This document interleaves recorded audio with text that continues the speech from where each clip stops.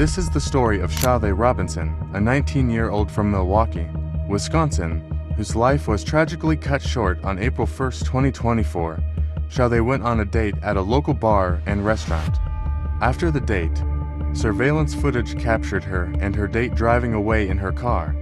That was the last time anyone ever saw her alive. Anderson and Robinson were meeting up for that first date on Monday, April 1st. They started at a Menominee Valley bar, the Twisted Fisherman, before heading over to Duke's on Water, which is in downtown Milwaukee. That phone is then traced to right here, Anderson's home at 39th in Oklahoma, and we know Robinson was never seen again. Sade Robinson was born May 10, 2004, in Vicksburg, Mississippi, to Sheena Scarborough and Carlos Robinson. Her family moved to Milwaukee when she was 1. She was living with her mother and grandparents and split time with her father in Florida. Sade was curious, ambitious, and full of life. She loved music, dancing, and ballroom dancing, and she had dreams of joining the Air Force. By high school, Sade had overcome struggles and become an excellent student, popular with her peers. Friends said her laugh was contagious and that she was confident, unstoppable but never arrogant. By 2022, she balanced two jobs, working at Pizza Shuttle and the Wisconsin Country Club while attending college. For most young people, that would have been overwhelming. For Sade, it was just part of her unstoppable drive. By 2024, at just 19, she was preparing to graduate with her associate degree. She had plans, dreams, and a bright future ahead. On April 1st, Sade had worked her shift at Pizza Shuttle. Before heading to work, she spoke with her mom on FaceTime. That evening, she had plans for a first date with a man named Maxwell Anderson, 33 years old, who had most recently worked at a local bar. At around 4:15 p.m., Sade texted Maxwell about their plans. She asked where they would meet, saying she could do 5 p.m., and he replied that they could meet downtown. Maxwell later suggested Brat House on 3rd Street, and Sade agreed. He then told her he would probably not arrive until 5:15 because he was getting ready to shower, and asked if they could meet at the Twisted Fisherman to pick up a W-2 from a previous job. Sade agreed, saying she loved seafood. Sade drove to the Twisted Fisherman and arrived around 5:20 p.m. Maxwell had arrived shortly after 5 p.m. and was sitting at the bar. Witnesses said the pair appeared to be having casual conversation. About an hour later, they paid their bill and left. The pair decided to go to another bar. They drove to Duke's on Water, arriving around 6:30 p.m., captured on surveillance footage. Inside, they had drinks and talked. At around 9 p.m., 2.5 hours later, footage captured Sade and Maxwell leaving together in her car. It is assumed Sade had agreed to go to Maxwell's house, though no one knows for sure. This was the last time Sade was seen alive. The next day, Sade was scheduled to work at Pizza Shuttle. She didn't show up. Known for being punctual and reliable, her absence immediately concerned her manager, who tried calling her with no response. Her friends and family also had no contact with her. By evening, with no sign of Sade, a friend went to the police station to file a missing persons report at 9 p.m. She told police that Sade had not shown up for work, wasn't responding to calls or texts, and the last activity from her phone had been on Snapchat the night before at Duke's on Water. As the search for Sade intensified, the restaurant closed for 3 days, and authorities began uncovering a chilling trail of evidence. Today marks exactly 1 week since 19-year-old Sade Carlina Robinson went missing. I was the manager on duty when she didn't show that day. It wasn't like her at all, and we kind of knew something was up. We had been calling her all day. Pizza Shuttle catering manager Justin Romano says Robinson always put a smile on her coworkers' faces. Very outgoing. She would talked to everybody here. She was always there to lighten the mood. She and I started at the same time here. Her disappearance has been hard on everyone who's worked with her for the past 3 years. We all worried about her, we scared. It's kind of hard to get through the day. Authorities say she was last seen near the area of Pleasant and Commerce on April 1st. They think she was wearing a black coat, white hoodie, blue jeans, and white shoes. Milwaukee police say no one's been arrested in connection to her disappearance. And if you have anything, if you know anything, if you see anything, please just speak up, let us know, reach out to the proper authorities. Earlier that same morning, at 7:32 a.m., Milwaukee firefighters responded to a report of a car on fire. It was a 2020 Honda Civic. It was catching on fire, and all of a sudden it's getting bigger, so I called the fire department, and they then you can hear the alarm going off in the car, the airbags exploding. Patricia Newton-Powell says a car caught fire in the alley behind her house at 30th and Lisbon around 7:30 Tuesday morning. She doesn't think the fire started on its own. It looks like somebody had started it. Nothing else was smoking outside the car, so it started in the inside. Later identified as Sade's car. Hours later, Milwaukee County Sheriff's deputies were called to Warmont Park after a human leg was found on the beach. The caller said they had been walking along the water when they discovered it. At the bottom of Warmont Park's steep cliff, in or near Lake Michigan's roaring waters, investigators say a park goer spotted a bizarre sight Tuesday evening, a severed leg. We have officers out with the callers by Warmont Park Golf Course. They're walking down by the pump house. Calling 911, Cudahy police say they were the first to respond just before 5:30 p.m. Within 10 minutes, dispatchers heard saying this over their radio. Cudahy to Sheriff on Lawful. This is the sheriff. Go ahead. It's confirmed and located. Our cameras captured investigators down at the bottom of the cliff searching the area. Milwaukee County Sheriff's Office immediately determining the leg belonged to a human. The leg appeared to belong to a black female approximately 5 feet tall. Remains were taken to the medical examiner for identification. Police went to Sade's apartment for a welfare check and spoke with a maintenance worker who confirmed she had mentioned her date.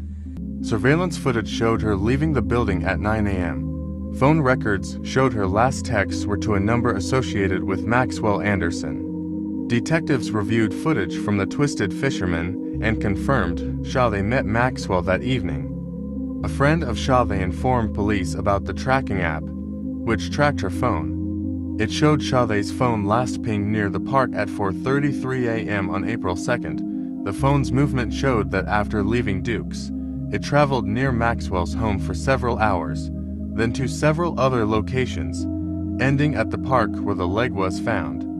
On April 4th, 2024, 3 days after Sade was last seen, investigators had gathered enough information to take action. Detectives obtained an arrest warrant from Maxwell Anderson, the last person known to be with Sade, and a search warrant for his home. Shortly after 1 p.m., Maxwell was pulled over by police at a traffic stop and taken into custody. New exclusive video appears to capture the moment investigators took Maxwell Anderson into custody near his home at 39th in Oklahoma, following a whirlwind investigation that started April 2nd. Milwaukee County 911 dispatch received a call from Cudahy Police Department regarding a severed leg at Warmont Park. Subsequently, a Milwaukee police officer who was aware of our investigation raised the possibility that the leg may be related to a missing person investigation that they were conducting. That missing person, Sade Robinson. Following his arrest, investigators executed the search warrant at his residence. Inside the home, police discovered multiple pieces of evidence that pointed directly to Sade's disappearance and possible murder. Blood stains were found on bedding in one of the bedrooms. The blood also appeared on a wall leading down to the basement, suggesting a violent encounter had taken place inside the house. Gasoline containers were discovered in the garage, which raised immediate concern because Sade's car had been set on fire. Investigators collected other items from the property that would later be analyzed for forensic evidence. As news of Maxwell's arrest spread, the city of Milwaukee was shaken. The idea that a young woman could be allegedly murdered by the man she went on a first date with struck fear into the community.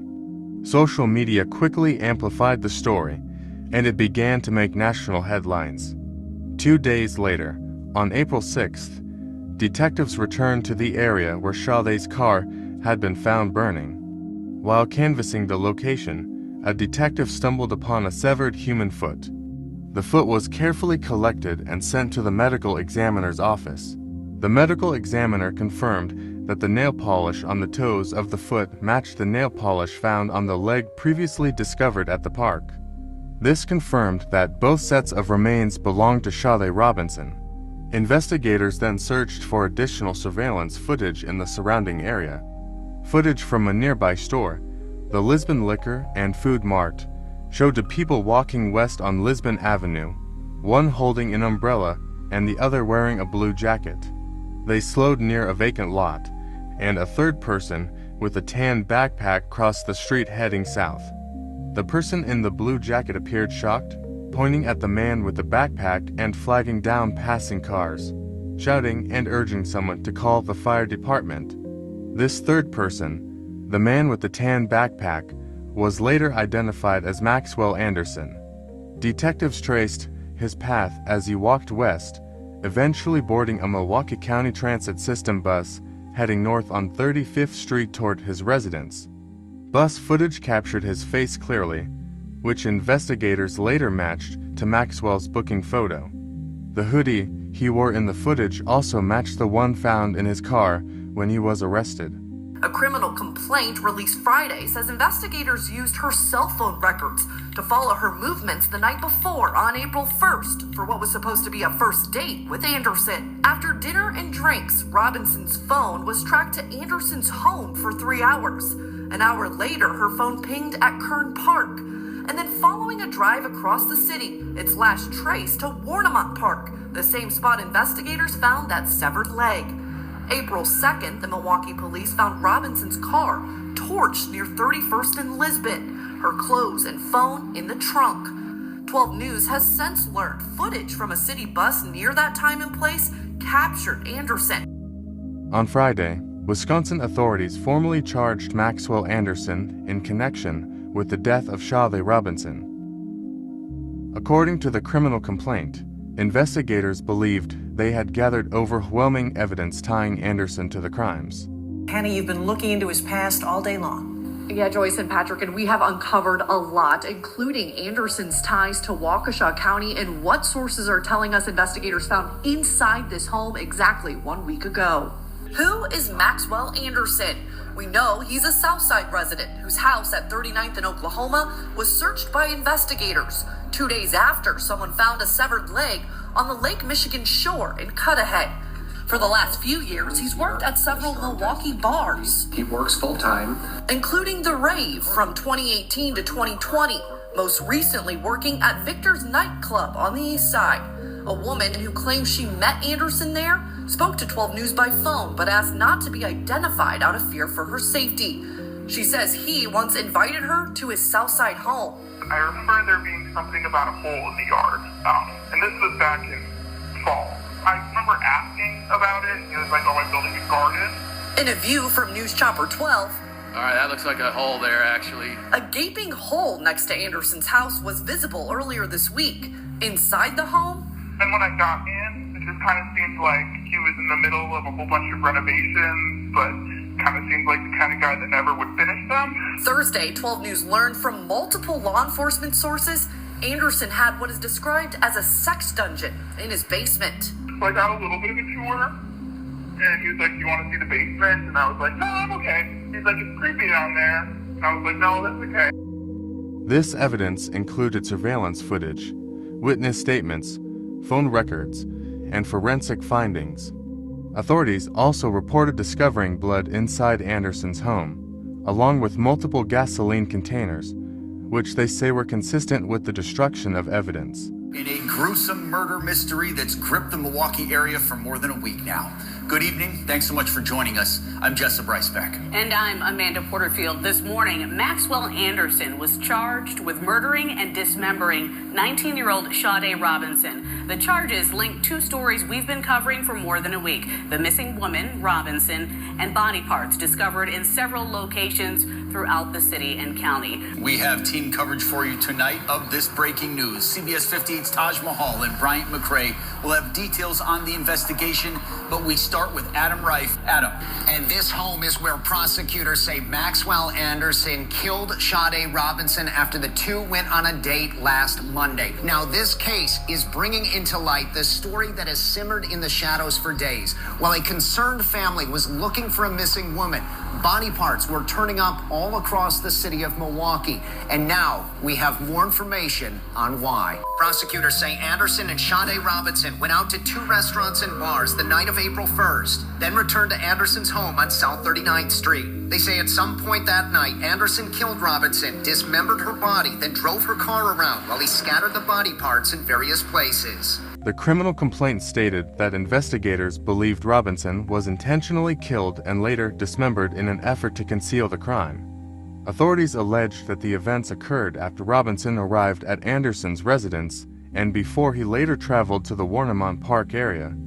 Anderson's attorney, Anthony Cotton, responded publicly to the charges, stating that his client was presumed innocent and that the defense planned to vigorously fight the case in court. The allegations in the complaint are abhorrent.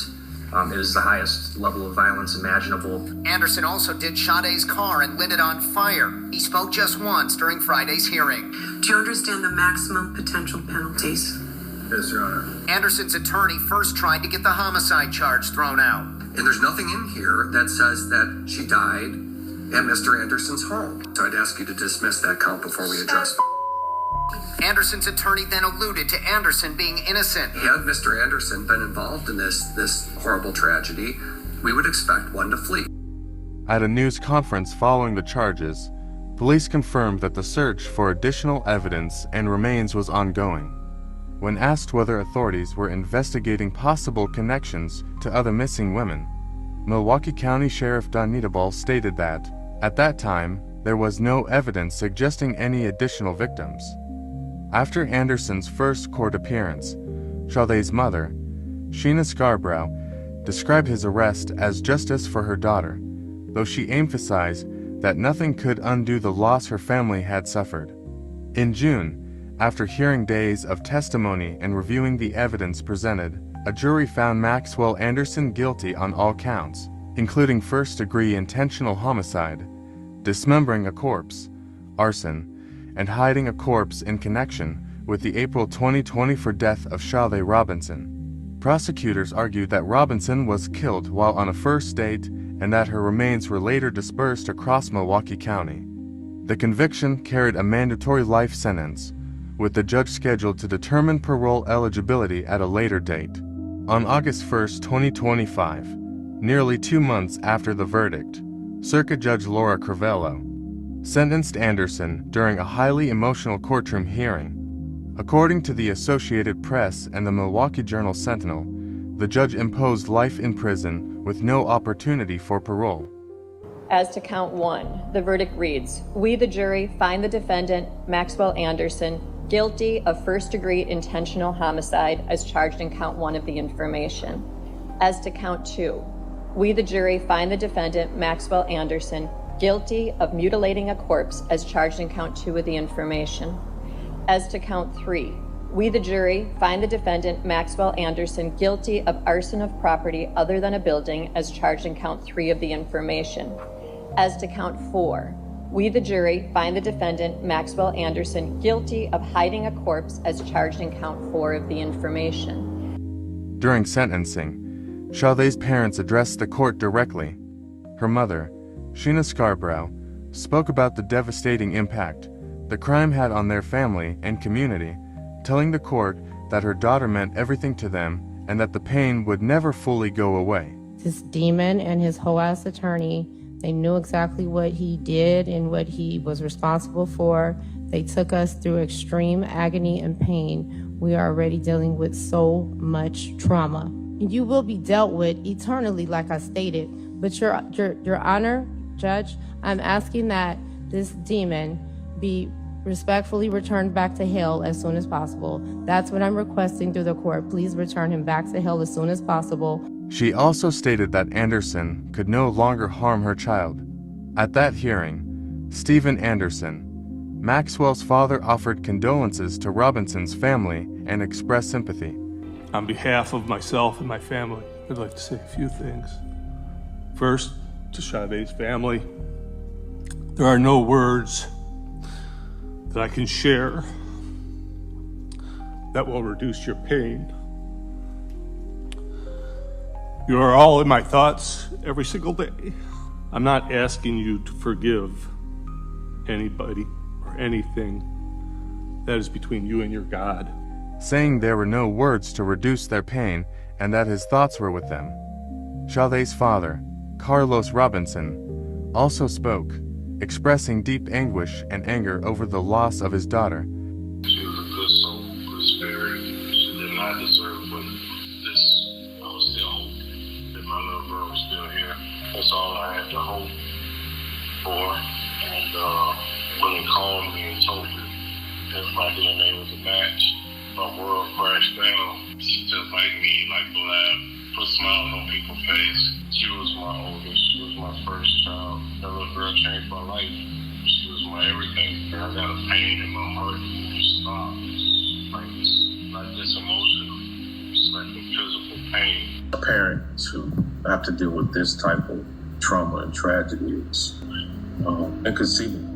It's almost like I wake up to live in a nightmare every day.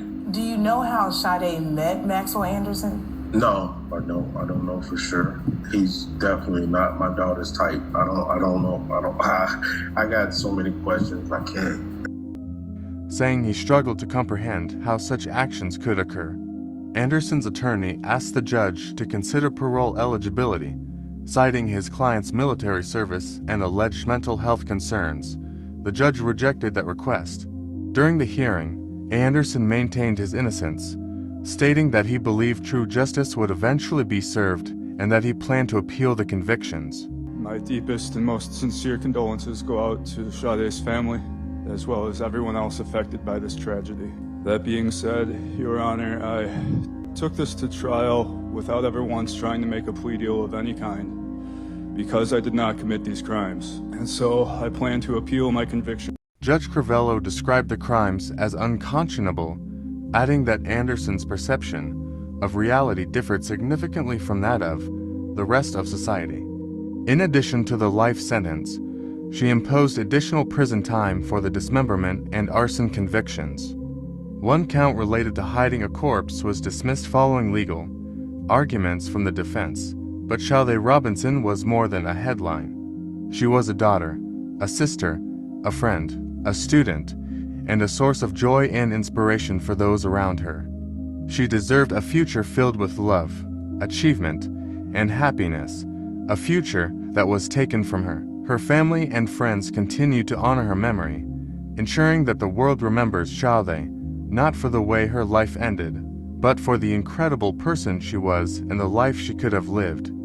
In December, Anderson's legal team filed a motion requesting more time to review expert analysis that they claimed could potentially provide an alibi. Defense attorneys argued that data from Anderson's phone suggested internet usage at his home during a period when prosecutors said he was moving Robinson's vehicle.